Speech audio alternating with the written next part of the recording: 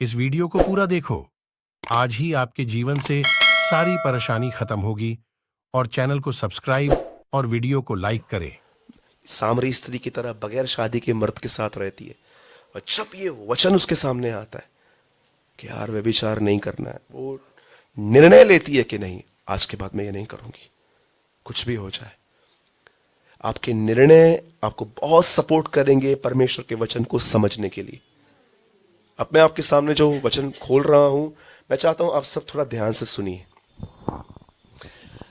आप जानते हैं नया नियम तो यीशु मसीह की डेथ के बाद लिखा गया था, लेकिन उससे पहले पुराना नियम था, ओल्ड टेस्टामेंट। ठीक है, सब यहीं पर है? पक्का? पूछो अपने बाजू वाले से, आप यहीं हो ना? पूछो पूछो पूछो। अच्छा हुआ तूने लगा दिया, मैं तो बाजार चली गई थी। छापा को सोच रहे बाजार में क्या कर रहे थे? वही मैं उससे बार्गेनिंग कर रही थी, भिंडी 12 रुपए नहीं 10 रुपए है। होता है ना कभी कभी, हम लोग कहीं और भी रहकर कहीं और भी रहते। नाउ लिसन, आप जानते हैं पुराने नियम में हर शनिवार को सब यहूदी इस तरह एक जगह पे आते थे और लोग उनके बीच में ये प्रचार करते थे। और जानते हो प्रचार क्या चलता था? मैं पहले ही बोलता हूं, ये जो पहले का सेशन है 10-15 मिनट, ये थोड़ा डिफिकल्ट है, ध्यान देने वालों को सिर्फ समझ में आएगा। पहले पहले जब वो लोग बाइबल खोलते थे, पहले पहले जानते वो लोग क्या पढ़ते थे? कि एक स्त्री आएगी, उसमें से एक बेटा आएगा, वो डेविल को मारेगा। ये कौन है? नहीं, वो बीज कौन है? जोर से बोलिए, यीशु मसीह। ठीक है, फिर वो निर्गमन की किताब पे स्टडी करते थे। एवरी सैटरडे, सबत के दिन सब लोग जमा होते थे और लोग प्रचार करते थे, पब्लिक सुनती थी। और जब वो सेकंड बुक खोलते थे जिसका नाम था निर्गमन, और वो उस पैसेज पे आते थे कि कैसे उन्होंने एक रात निकलने से पहले एक मेमना काटा, उसका ब्लड लगा के अपने घर के बाहर लगाया। ये ब्लड किसको दर्शाता है? जोर से बोलिए ना। ओके, थर्ड, जब वो तीसरे पे आते थे, व्यवस्था विवरण में आते थे, तो वहां लिखा था, मूसा कहता है परमेश्वर तुम्हारे बीच में मेरे जैसा एक नबी उठाएगा। ये कौन है? यीशु मसीह। उसके बाद एक और किताब आती है जिसमें ऐसा बताया गया है कि जब इजराइल के लोगों को सांप डस रहे थे, तो प्रभु ने उनको कहा कि एक लकड़ी लो, उस पर पीतल का एक सांप चढ़ा दो, जो उसको देखेंगे वो ठीक हो जाएंगे। ये किसको दर्शाता है? चार ही लोग बोल रहे हैं। ओके, और उसके बाद आप एक और पैसेज पढ़ोगे। पढ़ते पढ़ते आप बाइबल के 39 किताबों को जो पुराने नियम में पढ़ लो, हर किताब में लोग ये जानते थे कि एक आएगा जो हमारे लिए मरेगा। पर मुझे एक बात बताइए, जब यीशु आया, उन 39 किताबों का जो लेखक था वो उनके बीच में आया, कितनों के बाद जानते थे? निकोदेमुस, एक यहूदी धर्मगुरु जो पूरी किताबों को जानता था, क्या वो आप क्या बिलीव कर सकते हो?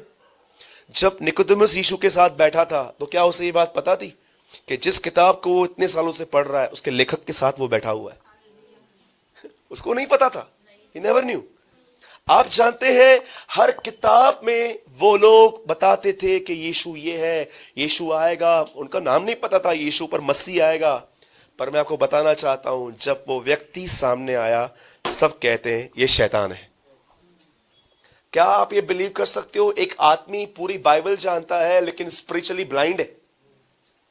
मैं आप में से बहुतों को जानता हूं, आपको शायद पूरी बाइबल पता होगी, आपने पूरा बाइबल 3-4 बार पढ़ लिया होगा, पर हो सकता है you are totally spiritually blind. आप जानते हो, बाइबल एक ऐसी किताब नहीं है जो बार बार पढ़ने से समझ में आती है। याद रखना, बाइबल पढ़ते समय परमेश्वर तुम पे बाइबल रिवील करना चाहिए। कितने लोग मेरी बात समझ रहे हैं? बोलो रिवील। इंग्लिश में कहते हैं revelation. The last book of the Bible is revelation, प्रकाशित वाक्य। परमेश्वर ने उन चीजों को प्रकाश दिया है। अब मैं आपसे एक बात पूछना चाहता हूं, आप इस किताब को पढ़ते हैं, मैं आपसे पूछना चाहता हूं, इस किताब को पढ़ते समय क्या आप ये महसूस करते हैं, आप बुक पढ़ रहे हैं पर इनसाइड आपको कोई वर्ड एक्सप्लेन कर रहा है? Do you have this type of experience कि जब आप इस किताब को, क्या आप केमिस्ट्री की तरह पढ़ रहे हो? अच्छा, यो मत्ती 10 में लिखा, अच्छा अरे ये तो यहां लिखा है। मैं ऐसे प्रचारकों को जानता हूं जो एक वचन यहां से निकालते हैं, 2 वचन यहां से निकालते हैं और ये सारी साईबाजी बनाते हैं, कड़ी बनाते हैं, ये बिंडी यहां से यहां से यहां से यहां से, और जानते हैं वो लोगों को बोलते हैं ये रेवलेशन है। ये रेवलेशन कैसे है? ये तो स्क्रिप्चर्स है सारे। रेवलेशन तो वो होता है, प्रकाशन का मतलब क्या होता है? एक ऐसी चीज जो अंधियारे में थी और परमेश्वर ने आपको ज्योति दी कि ऐसी है ये चीज। आप जानते हो परमेश्वर किन पर अपना वचन रिवील करता है? बताऊं अभी आपको कौन से वो लोग होते हैं जिनको देखकर परमेश्वर कहते हैं कम इस आदमी के ऊपर हम वचन खोलेंगे, इसको बताएंगे कि हम अंदर से कैसे हैं। लिसन, सब यहां देखिए। आपने तो बहुत धन्यवाद दिया होगा, प्रभु धन्यवाद, पेट का दर्द उतर गया, सर का दर्द उतर गया, पैसे चले गए, वापस आए। आप जानते हो जीसस ने कहां धन्यवाद दिया? एक बार, हे पिता मैं आपको धन्यवाद देता हूं। रीजन? क्योंकि तूने ये बातें ज्ञानी और समझदारों से छुपाई है। कितने लोगों ने इस बात के लिए कभी प्रभु का धन्यवाद किया है? इंग्लिश में बहुत ब्यूटीफुल है, father I thank you because you hide these things from intelligent and smart people. अब मुझे एक बात बताइए, हमको इंटेलिजेंट कौन बनाता है? परमेश्वर बनाता है। आपने अपने आप को इंटेलिजेंट नहीं बनाया है। कुछ बहनें बहुत अच्छा खाना बना देती हैं। किसने आपको सिखाया है? मेरी मम्मी ने। तेरी माँ को किसने सिखाया? उसकी माँ ने। और उसकी माँ को? लास्ट तक जाओ, लास्ट से परमेश्वर आएगा। कई लोग बोलते हैं अरे माँ हल्ली बजाना, ये घर रुली है दिन। डू यू नो, कुछ घमंडी बहनें ऐसा बोलती है, मैं चली जाऊं ना घर ही सफा, ये सफा तहस नहस थिएंदा, सफा खत्म थिएंदा। मैं यीशु के नाम से कहता हूं, तू जा, फिर भी घर चलेगा। ऐसा कुछ नहीं होगा। वैष्णो होटल जिंदाबाद। Listen very carefully. अब कुछ भाई लोग भी हैं जो, याद रखना, इंटेलिजेंट परमेश्वर बनाता है, स्मार्ट परमेश्वर बनाता है। फिर परमेश्वर ऐसा कैसे कहता है कि मैं अपनी इस किताब को इंटेलिजेंट पे रिवील नहीं करूंगा? Now listen very carefully.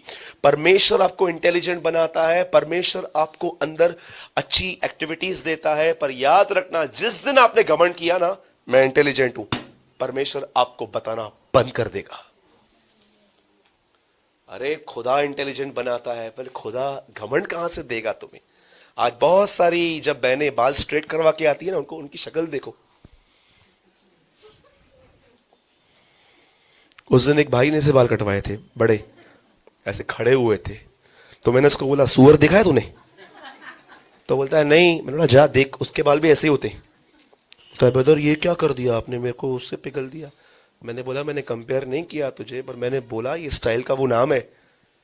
कभी आपने इस बात को देखा है? कभी कभी आप अपने आप को कितना, देखो स्पेशल फील करना अलग है, पर प्राइड रखना एक अलग है। स्पेशल फील करते समय आप किसको कंपेयर नहीं करते हो कभी अपने आप से, आप खुश रहते हो, लेकिन प्राइड में आप दूसरों को कंपेयर करते रहते हो कि नहीं नहीं ये छाती लगे, नहीं नहीं कुछ भी नहीं है, ये तो ये कुछ भी नहीं है। आप जानते हो पर में यीशु क्या कहता है? पिता मैं धन्यवाद देता हूं। इनडायरेक्ट यीशु ये कर रहा, मैं धन्यवाद करता हूं कि जो लोग अपने इंटेलिजेंसी पे घमंड करते हैं, तूने उन्हें ये बातें नहीं बताई हैं। अब उसके बाद मुझे बताओ परमेश्वर यीशु ने क्या कहा? पर मैं आपको धन्यवाद देता हूं क्योंकि तूने ये बातें बच्चों पे प्रकट की हैं। जानते हो बाइबल किसकी किताब है? बाइबल बच्चों के लिए लिखी गई है। कितने लोग हैं जो इनसाइड बच्चे हैं? 5 दिन पहले मैंने एक बच्चे को हर्ट किया, हो गया मुझसे, मैंने जानबूझ के नहीं किया। आधे घंटे के बाद वो लड़का मेरे साथ में था। आधा घंटा पहले मैंने उसको हर्ट किया, वो मेरी वजह से रोया। आधे घंटे के बाद वो मेरे आर्म्स में था। ये बच्चा होता है, आधे घंटे के बाद फॉरगिव करके वो आपके साथ खेलता है। डू यू नो बच्चा क्या होता है, बेबी क्या होता है?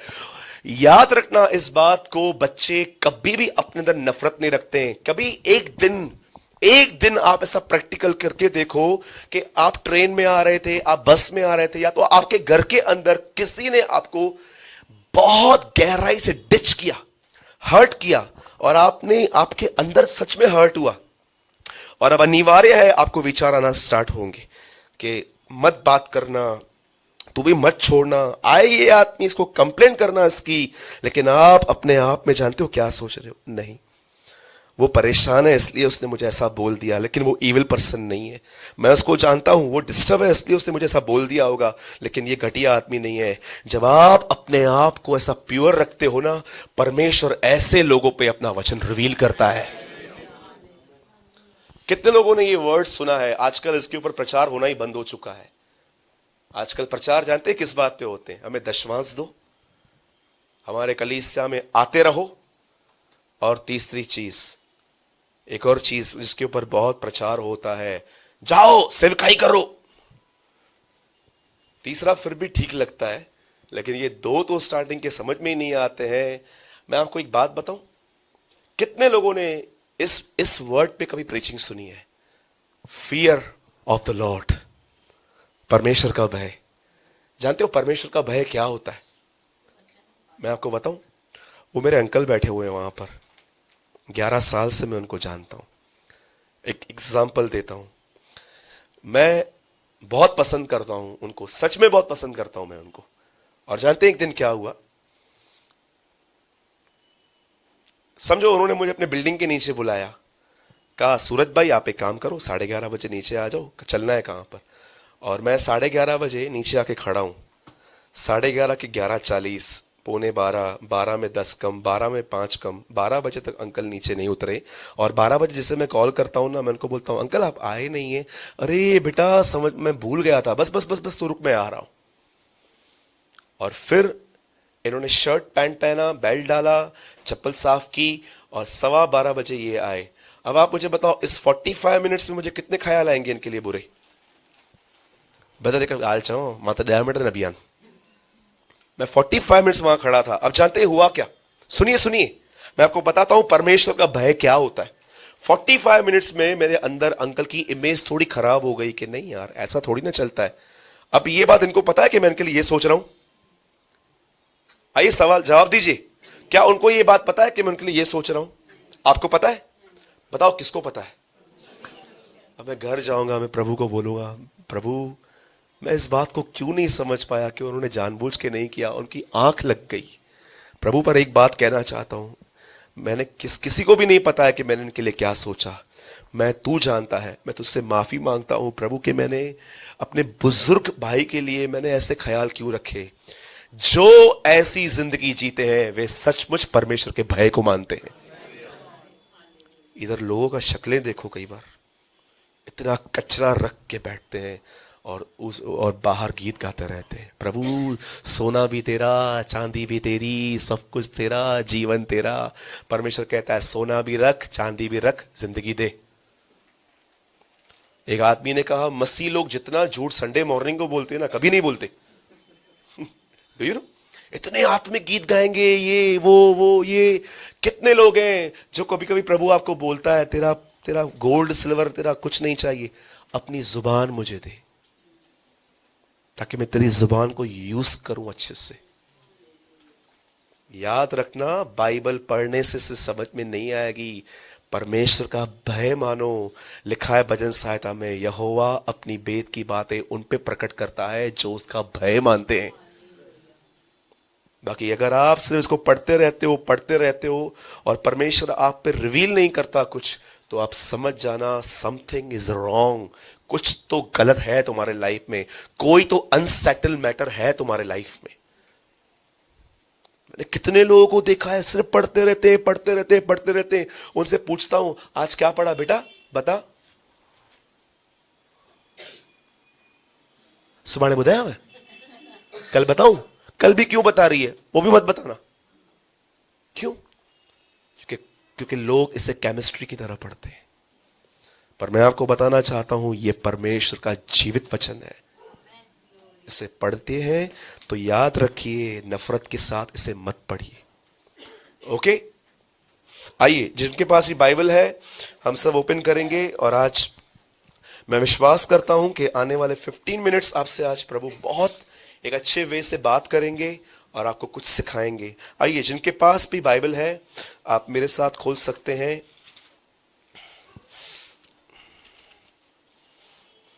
यूहन्ना का 15 अध्याय, जॉन चैप्टर 15।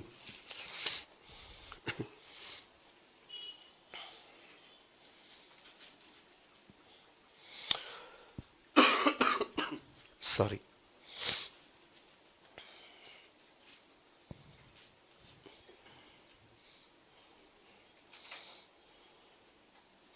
कोई मेरे साथ पढ़िए 15 का 7वां वचन। यदि तुम मुझ में बने रहो। सब पीछे बोलिए, 1 सेकेंड, फिर से बोलिए, या आगे ब्रदर। और मेरा वचन तुम में बना रहे। और मेरा वचन तुम में बना रहे, बोलिए। हाँ, अगर ये करेंगे तो क्या मिलेगा? तो जो चाहो मांगो तो जो चाहो मांगो और वो तुम्हारे लिए हो जाए। Praise the Lord. क्या प्रतिज्ञा मिली है सिंधियों के लिए, सिंधियों की फेवरेट प्रतिज्ञा, गुरणो वचन है हुआ। अब मैं आपको कुछ समझाना चाहता हूं, शायद मैं बिलीव करता हूं कि परमेश्वर आज आपकी आईज को ओपन करे कि आज आप अपनी एक और लाइकनेस को देख पाए। अब यहां पर यीशु मसीह मरने से कुछ दिन पहले अपने रसूलों को, अपने शागिर्दों को एक बात सिखाते हैं। सब यहां देखिए, और वो कहते हैं, इस बात को सुनिए, यदि तुम मुझ में बने रहो, बोलिए बने रहो। English Bible says if you abide in me, right, abide. वो कहता है यदि तुम मुझ में बने रहो और मेरा वचन तुम में बना रहे तो तुम्हें जो चाहो तुम मांगो, तुम्हारे लिए हो जाएगा। क्या प्रतिज्ञा मिली है उन लोगों के लिए जो परमेश्वर पर निर्भर है। अब मैं आपको एक बात बताना चाहता हूं, निर्भरता क्या होती है, क्योंकि कई लोग इस रहस्य को नहीं जानते हैं कि परमेश्वर पर किन चीजों के लिए निर्भर रहना चाहिए, किन चीजों के लिए नहीं भी रहना चाहिए। कुछ चीजें सेल्फ एफर्ट से करनी पड़ती हैं, कुछ चीजें टोटली परमेश्वर पे डिपेंड रहना पड़ता है। Now listen very carefully. Bible एक व्यक्ति के विषय में बताती है, वो व्यक्ति 38 साल से बीमार था, बोलिए 38। बाइबल बताती है कि यीशु एक जगह पे गया जिस जगह का नाम था बेथेस्दा, और जैसे वहां पर गया, वहां पर एक तालाब था, एक पूल थी। और आप जानते हो इस पूल में सबसे अच्छी बात क्या थी? इस पूल में साल में एक दिन परमेश्वर की ओर से एक एंजल स्वर्गदूत नीचे उतरता था। अब मुझे नहीं पता वो कैसे करता था, ऐसा कैसे दिखाई देता था कि वो आया है, पर मुझे ऐसा लगता है कि तालाब में एक बहुत बड़ी लहर उठती थी और वो जान जाते थे कि एक स्वर्गदूत नीचे उतरा है। और वचन कहता है कि जो भी व्यक्ति उस पानी को देखता था हिलते हुए, जैसे वो उसमें कूदता था, चाहे उसे कोई भी बीमारी क्यों ना हो, HIV हो, हार्ट डिजीज हो, कुछ भी हो, वो ठीक होता था। अब वहां पर एक व्यक्ति बैठा हुआ था पूल पर, वो 38 साल से वहां था। और बाइबल ऐसा बताती है कि पवित्र आत्मा ने यीशु को लीड किया इस पूल पे जाने के लिए। और जैसे जीसस वहां पर गया, वहां पर टुंडे, लंगड़े, सूखे हाथ वाले, पैरालाइटिक, एड्स, कैंसर, हर प्रकार की बीमारी के लोग वहां पर पड़े हुए थे। लेकिन आपको पता है, जब यीशु वहां जाता है, यीशु को पवित्र आत्मा कहता है, वो आदमी देख रहा है, ये वाला, नो नो नो, वो, हाँ, ये, इसके पास जा। और आप जानते हो, पवित्र आत्मा ने जैसे उसको लीड किया वहां जाने के लिए, वो वहां पर गया। और ये पहला पर्सन है बाइबल के अंदर जिसकी यीशु ने इंक्वायरी की थी। लिखा है यीशु को पता चला कि ये आदमी 38 साल से यहां पड़ा है। और जब ये व्यक्ति वहां पर पड़ा था, यीशु उसके पास जाके एक सवाल पूछता है, और सवाल को सुनिए, उससे एक बात पूछता है, क्या तू चंगा होना चाहता है? और जानते हो, अब उस आदमी के इनोसेंट वर्ड्स सुनो। स्मिथ विगिल्सवर्थ ने कहा, इस संसार की सबसे ब्लेसेड पोजीशन पास्टर बनना नहीं है। इस दुनिया की सबसे ब्लेसेड पोजीशन प्रॉफिट की नहीं है। इस दुनिया की सबसे ब्लेसेड पोजीशन यह है जहां पर तुम ऐसी जगह पे पहुंचो जहां पर तुम यह कहो, मेरी मदद करने वाला कोई नहीं है परमेश्वर के सिवा। एक परमेश्वर के दास ने वर्ड्स कहे थे। आप जानते हैं वहां पर क्या हुआ? जैसे यीशु वहां पर पहुंचा, वो उससे पूछता है, क्या तू ठीक होना चाहता है? अब ये आदमी एक आंसर देता है, बोलता है, प्रभु, मेरे पास कोई नहीं है जो मुझे पूल में उतारे। जब भी मैं कोशिश करता हूं, कोई और पहुंचता है। आपको पता है, उससे यीशु ने यह नहीं कहा कि मैं तुझे एक बात बताता हूं, मैं कौन हूं। कौन है तू भाई? अरे, जो एवरी साल एंजल को भेजता है वो मैं हूं। उसने ये नहीं बताया। उसने ये नहीं बताया कि तुझे पता है तू जिस जिस पूल पे बैठा है, ये पूरा सिस्टम किसने बनाया, वो मैं हूं। यीशु ने कोई उसको एक बात नहीं कही, यीशु ने उसको एक ही बात कही, तू ठीक होना चाहता है ना, हाँ उठा अपनी खाट और चल। खाट क्यों उठाऊं प्रभु, ऐसे ही नहीं जा सकता क्या? नो, तोड़ सबत के दिन इन रीति रिवाजों को, इधर ही ठीक नहीं होना है। ये जो इंसानी बहुत सारी रीति रिवाजों में सिर्फ पाप ही पाप बसा हुआ है। आप देखो जितनी भी इंसान ने रीति रिवाज बनाए हैं, ये दिन पे ये करना है, वो दिन पे ये करना है, टोटली गुनाह बसा हुआ है उसके अंदर। परमेश्वर कभी ऐसे रीति रिवाज नहीं देता है जिसमें आप मार पीट करो, बियर की बोतली पी के उसको तोड़ो, लड़कियों को छेड़ो, गंदे काम करो। याद रखना, ये जो रीति रिवाज आप दुनिया में देखते हो ना, उसमें से कोई परमेश्वर ने नहीं बनाया है। इसलिए बाइबल को बताती है, जब तुम वहां से निकले हो वापस उनके गुलाम क्यों बनते हो? आपको पता है यीशु ने क्या कहा? खाट उठा। उन दिनों में उन्होंने रीति बनाई थी कि सबत के दिन कोई काम नहीं करना चाहिए। और मुझे एक बात बताइए, अब मैं जो आपको समझाना चाहता हूं वो ये बात है, सब यहां देखिए, इतने सारे लोग वहां पर सोए हुए थे, क्यों परमेश्वर ने यीशु मसीह को यह कहा किसी को भी ठीक मत करना, यहां पर उसको ठीक कर और निकल? जानते हो क्यों? एक चीज थी उस आदमी के पास, एक ऐसी चीज, काश ये चीज हम सबों के पास हो। आपको पता है उस आदमी के अंदर एक ही चीज थी, हेल्पलेसनेस। उसकी मदद करने वाला कोई नहीं था। ये आज मेरी प्रोफेसी है, by faith in Jesus name मैं ये भविष्यवाणी करता हूं, जिस दिन तुम ऐसी जगह पे पहुंचोगे जहां पर लोग तुम्हें, जिन्होंने तुमसे कमिटमेंट्स की थी, पूरा नहीं किया था, जिन पर तुमको बहुत ट्रस्ट था, ये है वो है, जिस दिन तुम उनको छोड़ के खुदा की तरफ देखोगे, मैं यीशु के नाम से कहता हूं, सबको छोड़ के वो तुम्हारे पास आएगा।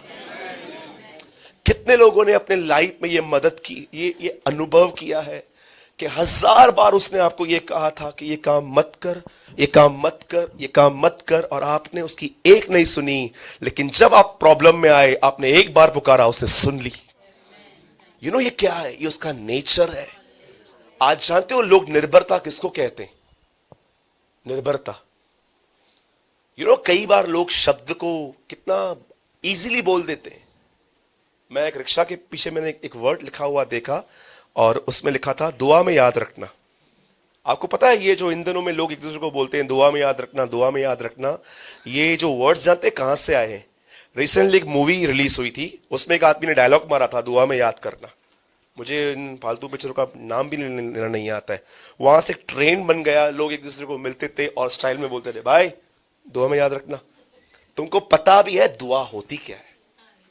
अधिकतर लोग जिन बातों का वर्णन करते हैं ना, उस बात में उनको पता भी नहीं है वो क्या है। कितने लोग हैं जो ये कहते हैं निर्भरता, मैं परमेश्वर निर्भर हूं। निर्भरता का अर्थ पता है क्या होता है? हाँ, डोंट टाइम पास करना बंद करो। भी कई लोग प्रभु भोज खाते हैं, उनको पता भी नहीं चलता कि प्रभु भोज है क्या, बस जाना है, रोटी खानी है, दाखरस पीना है, वहां से निकलना है। कितने लोग हैं जो रिचुअल्स में बिलीव करते हैं कि तुमको पता भी नहीं है और बस तुमको फॉलो करते हो, जितने शब्द होते मां। जो लोग प्रभु भोज खाते हैं ना, जब आप उस रोटी को तोड़ते हैं ना, उसका मतलब जानते हैं क्या है? प्रभु मैं टूटने के लिए तैयार हूं। और लोग यहां पर आते हैं, प्रभु भोज की रोटी खाते हैं, घर पे झगड़े करते हैं। Do you know? किसको मूर्ख बना रहे हो तुम? एक जगह बोलते हो परमेश्वर मेरे लिए सब कुछ है, वो आए कोई और कोई है कौन सा? अगर वो ही है तो तुम उस पर निर्भर क्यों ना हो? याद रखना, परमेश्वर पर निर्भर रहना सिर्फ चर्च में आना नहीं है। एक ऐसे लोग होते हैं जो अपनी अंदर की जरूरतों के लिए, पहले मैं आपको इनर वीकनेस बताता हूं।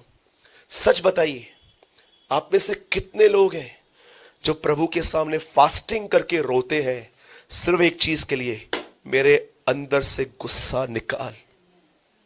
लास्ट टाइम आपने फास्टिंग कब की थी? एंगर से बाहर निकलने के लिए। कितने भाई हैं यहां पर ऐसे, जब आप देखते हो कि किसी सिस्टर के ऊपर आपकी गलत नजर जा रही है, आप घर जाते हो, माफी मांगते हो और आप प्रभु से कहते हो मुझे निकाल यहां से। हम जानते हैं उपवास किस लिए करते हैं? आशीषों के लिए। आज की जनरेशन। मैं नहीं कहता हूं कि आपको फास्टिंग नहीं करनी चाहिए, पर क्या मुख्य मुद्दों के लिए आज उपवास होता है? एक आदमी सबको छोड़ के यीशु उसके पास जाता है और वो आदमी कहता है, प्रभु मेरे पास कोई नहीं है। याद रखना, ये जो आप बार बार बोलते हो ना, डिपेंड डिपेंड डिपेंड, आज का मतलब समझो।